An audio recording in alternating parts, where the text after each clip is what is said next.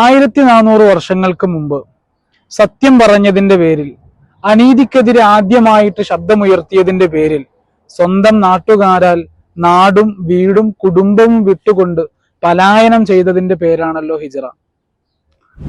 Medina എന്ന സ്നേഹത്തിന്റെ പര്യായമായ നാട്ടിൽ സ്വൈരവിഹാരം നടത്തിക്കൊണ്ടിരിക്കെ മക്ക മുശ്രിക്കുകളുടെ പ്രയാസങ്ങളും അവരേർപ്പെടുത്തുന്ന പ്രതിസന്ധികളും ഏറി വന്നപ്പോ പ്രതിരോധം നടത്തിയപ്പോ ഉണ്ടായതാണല്ലോ ബദർ.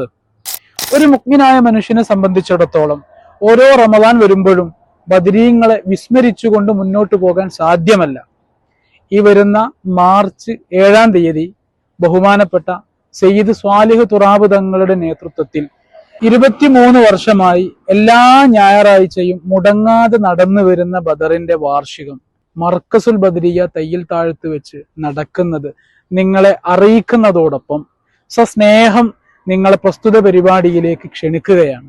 അള്ളാഹു റമദാൻ നമുക്ക് അനുകൂലമാകുന്ന രൂപത്തിലാക്കി തെരുമാറാകട്ടെ.